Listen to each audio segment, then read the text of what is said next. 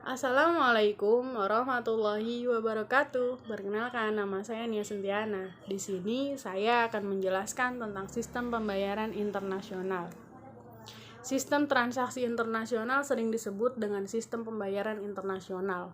Pembayaran internasional adalah pembayaran atas transaksi yang dilakukan oleh negara-negara yang terlibat dalam perdagangan internasional berdasarkan kesepakatan yang telah dirundingkan sebelumnya. Pembayaran dalam perdagangan internasional pada umumnya dilaksanakan melalui bank. Pelaksanaan transaksi perdagangan luar negeri dengan cara pembayaran. Yang pertama ada advance payment atau cash payment.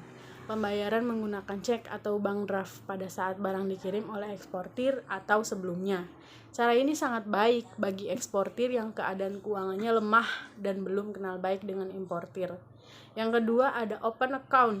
Dengan cara open account, barang telah dikirim kepada importir tanpa disertai surat perintah membayar serta dokumen-dokumen. Kemudian ada letter of credit. Letter of credit adalah suatu surat yang dikeluarkan oleh bank atas permintaan pembeli barang atau importir, di mana bank tersebut yang menyetujui dan membayar wesel yang ditarik oleh penjual barang atau eksportir.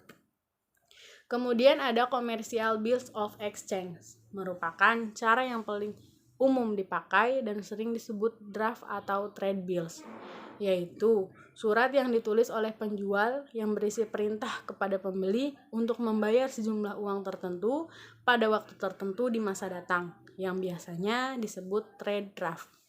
Kemudian ada collection. Collection merupakan cara pembayaran dengan menggunakan jasa bank untuk melakukan penagihan. Dalam collection, penjual atau eksportir bertindak sebagai prinsipal yang memberikan kepercayaan kepada bank untuk melakukan penagihan kepada importir atau pembeli. Kemudian ada konsinyasi. Konsinyasi juga dikategorikan sebagai cara pembayaran transaksi. Konsinyasi sebenarnya merupakan variasi lain dari cara pembayaran dengan open account. Melalui konsinyasi, penjual yang terlebih dahulu mengirimkan barang. Cara dan alat pembayaran di Indonesia. Sistem pembayaran merupakan sistem yang berkaitan dengan pemindahan sejumlah nilai uang dari satu pihak ke pihak lain. Media yang digunakan untuk pemindahan nilai uang tersebut sangat beragam, mulai dari penggunaan alat pembayaran yang sederhana sampai pada penggunaan sistem yang kompleks dan melibatkan berbagai lembaga berikut aturan mainnya. Kewenangan mengatur dan menjaga kelancaran sistem pembayaran di Indonesia dilaksanakan oleh Bank Indonesia yang dituangkan dalam Undang-Undang Bank Indonesia. Untuk mendukung lancarnya aktivitas pembayaran, inovasi-inovasi baru dalam sistem pembayaran banyak tercipta sebagai dampak positif dari perkembangan teknologi informasi. Hal ini tentunya bertujuan untuk memberikan kemudahan dan kenyamanan bagi masyarakat pengguna. Namun demikian, diperlukan suatu kebijakan dari Bank Indonesia untuk selalu menjaga dan meningkatkan keamanan dan efisiensi dalam penyelenggaraan sistem pembayaran dengan tetap memperhatikan pemenuhan aspek perlindungan konsumen. Penguatan dari sisi infrastruktur menjadi fokus utama dalam pengembangan sistem pembayaran di tahun 2010.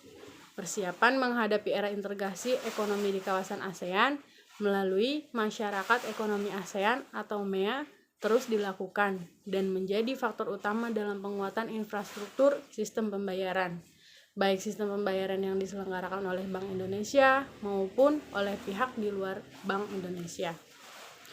Kemudian instrumen pembayaran. Instrumen atau alat pembayaran merupakan media yang digunakan dalam pembayaran. Instrumen pembayaran saat ini dapat diklasifikasikan atas tunai dan non-tunai. Instrumen pembayaran tunai adalah uang kartal yang terdiri dari uang kertas dan uang logam yang sudah kita kenal selama ini. Sementara instrumen pembayaran non-tunai dapat dibagi lagi atas pembayaran non-tunai dengan media kertas atau lazim disebut paper-based instrument seperti cek, billet giro, wesel, dan lain-lain, serta alat pembayaran non-tunai dengan media kartu atau lazim disebut card-based instrument seperti kartu kredit, kartu debit, kartu ATM, dan lain sebagainya.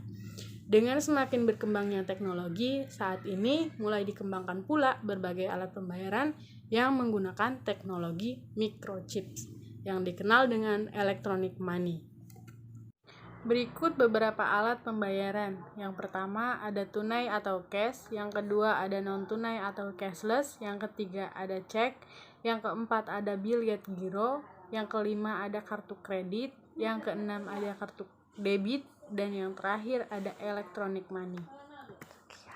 Sekian penjelasan mengenai sistem pembayaran internasional dari saya. Kurang lebihnya mohon maaf. Wassalamualaikum warahmatullahi wabarakatuh.